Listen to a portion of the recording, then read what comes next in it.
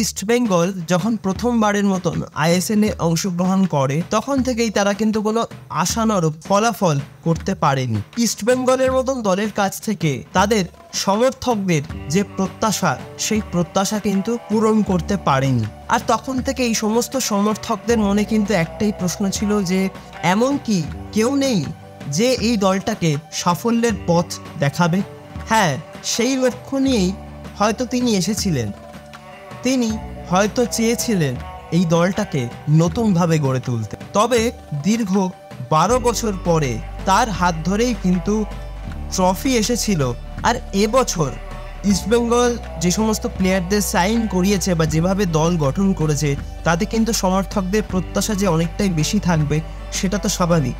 তবে এবারও কিন্তু সেই প্রত্যাশা পূরণে ব্যর্থ ইস্টবেঙ্গল। আর তার ফলস্বরূপ আমরা দেখলাম ইস্টবেঙ্গল কোচের পদ থেকে সরে গেলেন কার্লেস কোয়াদ্রাত।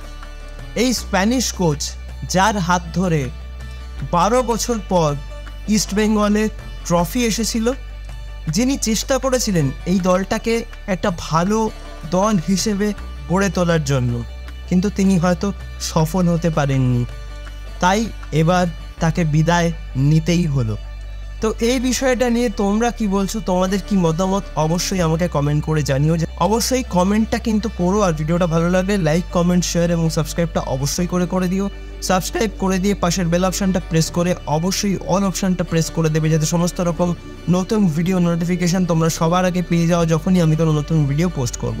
তো আজকের মতন ভিডিওটা তাহলে এখানেই শেষ করছি। দেখা হবে আবার পরবর্তী ভিডিওতে নতুন কোনো দিন নতুন কোনো সময়। তোমরা ভালো থেকো, সুস্থ থেকো।